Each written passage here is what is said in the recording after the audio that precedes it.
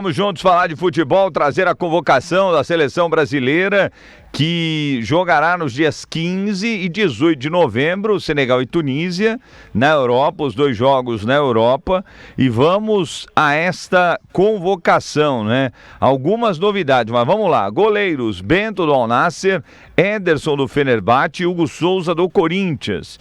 Defensores, Alexandro do Flamengo, esse eu acho que estará na Copa, Danilo do Flamengo, Caio Henrique do Mônaco, Militão do Real Madrid, Fabrício Bruno do Cruzeiro, Gabriel Magalhães do Arsenal, Luciano Juba do Bahia, Marquinhos do Paris Saint-Germain, Paulo Henrique do Vasco e Wesley da Roma. Meio-campistas, Andrei Santos do Chelsea, Bruno Guimarães do Newcastle, Casimiro do Manchester United, Fabinho do Al Ittihad, Paquetá do West Ham e no ataque Estevão e João Pedro do Chelsea, Luiz Henrique do Zenit, Matheus Cunha do Manchester United, Richarlison do Tottenham, Rodrigo Vini Júnior do Real Madrid e Vitor Roque do Palmeiras. Gostou da convocação ou não, Marcel? Bom, só de ter o Richarlison de novo, eu já fico com o nariz torcido, Weber. Não dá, cara, não dá.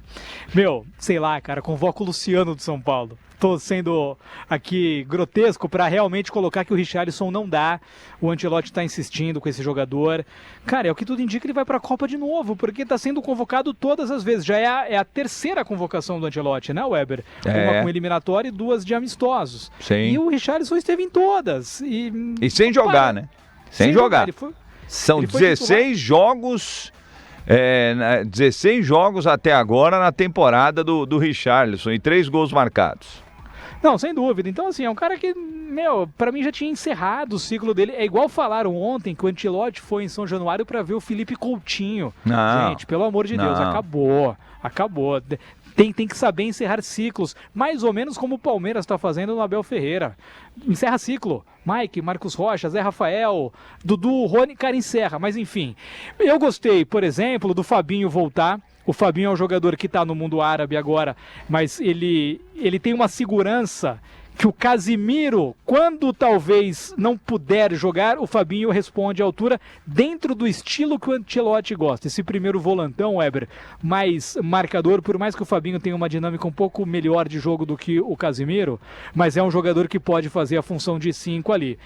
O Danilo voltar para a seleção, não tem outro. A gente tem um problema hoje, que para mim é muito claro, que é a zaga e as laterais. Esse para mim é o grande problema, Weber. No volante, segundo volante, a gente está com o Bruno Guimarães e o Paquetá ali. Tá, não são os ideais, já tivemos camisas 8 muito melhores do que eles, mas vão dar conta do recado, e na frente a gente tem um bom material humano. O problema está nas laterais e na defesa. Marquinhos e Gabriel Magalhães são os titulares, mas e os reservas? O Militão vai ser zagueiro e vai ser lateral ao mesmo tempo? Nas laterais, será que o Wesley aguenta o Rojão? O Paulo Henrique do Vasco, será que é jogador para a Copa do Mundo? Na esquerda, quem que vai? Né, o Juba agora ganhando uma chance, bom jogador, mas joga aqui, né, Weber? Joga no Bahia. Com todo respeito, é outra realidade, não por ser o Bahia, mas por ser Série A de brasileiro. Então, do meio pra frente, tirando o Richarlison, vejo boas opções para a seleção brasileira. Tô ainda na expectativa do Neymar, que ninguém sabe, mas o grande problema que eu vejo é na zaga, e mais do que isso, o maior dos problemas, para mim, está nas laterais. Bom, eu vi essa convocação hoje do Ancelotti, vou falar um negócio. Ancelotti, esquece, tem que esquecer de alguns caras aí, principalmente do Richarlison. Não bate com o seu discurso, né, de meritocracia, de condições, porque não adianta você levar um jogador que não está atuando. Inclusive na coletiva hoje você falou sobre isso. E quero dizer um negócio, se é para levar o Richarlison, falei isso. Você assistiu o jogo da Vila, vão falar, não, mas o Neymar jogou 30 minutos, e daí? E daí? E daí que o cara jogou 30 minutos? Dá para levar o Neymar. Dá para convocar o Neymar. Até porque, na minha visão, esse período de teste já deveria ter acabado. O Ancelotti deveria ter um time já em mente e já convocar os mesmos caras. Até porque, gente, só vão ter esses 2 jogos contra os africanos e os 2 provavelmente contra a França e Croácia. Inventar agora... Tudo bem, os caras podem até merecer, Vitor Roque, Luciano Juba, Fabinho, Mas agora nós estamos aí, faltando mais 2 jogos. Eles vão ter esses 2 jogos e só mais 2 antes da Copa do Mundo.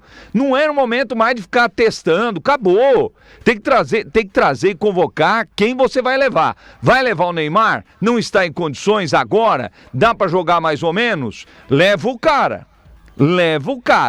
Até porque eu fiz um levantamento, gente, que é um levantamento que é um alerta para a seleção brasileira e para o nosso futebol.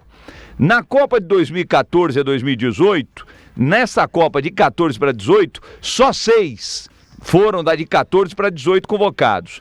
Da 18 para 22, 9. Aumentou o número. Só que agora, gente, é preocupante. De 2022 para 26, podemos ter 17 remanescentes.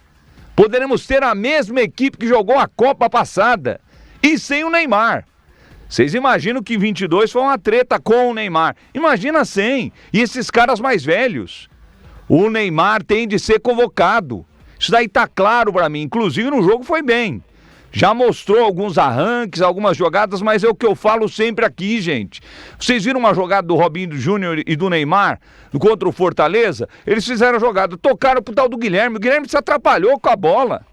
Teve um outro lance, tocou no Tiquinho Soares. Tiquinho Soares também se atrapalhou. É o que eu falo pra você. O Neymar jogando no meio daqueles caras do Santos é difícil pra ele. Mas se você tiver um Neymar com esses caras da seleção, que é de um nível muito mais alto que aqueles jogadores que estão no Santos, você vai ver que o Neymar vai crescer demais dentro daquela seleção. Então o Neymar tem de ser convocado pra ontem.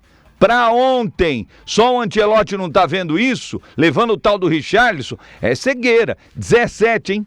17, Capretes. A gente pode ter a mesma seleção de 2022. 17, sobram pouquíssimas vagas. Sobram 6, que deve ser uma pro goleiro, que ele vai definir o terceiro goleiro, porque o Alisson e o Ederson já estão lá. 2 laterais, que ele vai definir, porque tá com cara de Danilo e Alexandre na Copa do Mundo de novo. E aí ele vai decidir entre 2 meias, ou um atacante, ou um meia e 2 atacantes. É isso, Capretes, mas é praticamente a mesma seleção de 2022 pelo que está caminhando, Capretes. Não, sem dúvida. E aumentou para 26 convocados, né, Weber? Mas mesmo assim, é muita gente. 17 de 26 é muita gente. Agora, não dá nem para comparar, porque se você pegar, quando o Brasil ganha em 94, muita gente veio do fracasso de 90, que o Brasil caiu nas oitavas de final para a Argentina, era a geração Dunga, a geração fracassada, a geração perdedora. Não dá para comparar, não tô falando nem de época, tá? Tô falando de perfil de jogador, porque para mim o que falta nessa seleção, e aí eu vou entrar no Neymar, falta personalidade. O Vini Júnior, ele não é um jogador de personalidade em campo ali. Ele tem uma luta maravilhosa e que eu bato palmas de verdade contra o racismo, mas eu tô falando ali dentro das 4 linhas, um cara que quando o bicho pega chama a responsa. O Vini Júnior não é esse jogador. O Rodrigo, também do Real Madrid, gol em Champions, multicampeão, é o mesmo perfil, um pouco indolente, um pouco alheio ao que está acontecendo no jogo. Você tem o Marquinhos, que assim, né, o Marquinhos, ele é um cara tecnicamente muito bom, mas ele não tem nem panca de zagueiro, né, Weber? Ele é magro, ele é longilíneo, é diferente, né? O Alisson, goleiro, também é um cara mais bonachão, não é um cara que se impõe. Então o que eu vejo que falta, e por isso que eu trouxe essa comparação de 90, da geração Dunga, que o Brasil ganha em 94, cara, ali você só tinha o Dunga e o Romário. Pô, 2 caras de extrema personalidade. Você pode não gostar do Dunga, sim, ele foi um jogadoraço. O Dunga foi um jogadoraço, cara. Mas ele se impunha.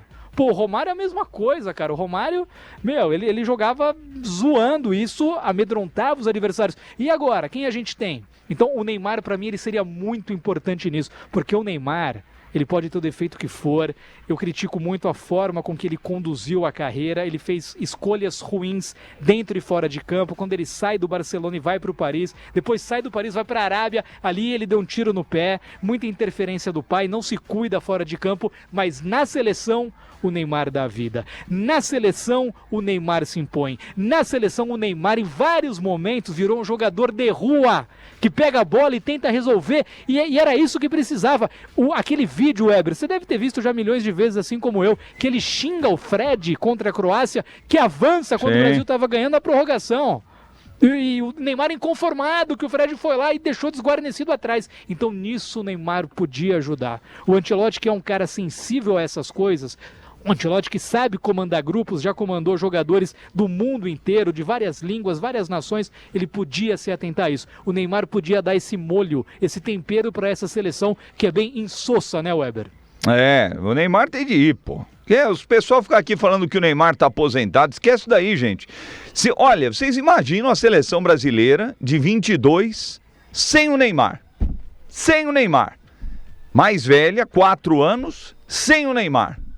Casimiro, Fabinho, esses caras estiveram na última Copa. Se a gente pegar o time titular aqui, provavelmente vai ser a mesma equipe mais velha há 4 anos e sem o Neymar. Sabe o que vai ganhar? Nada, absolutamente nada. Não ganha sem o Neymar.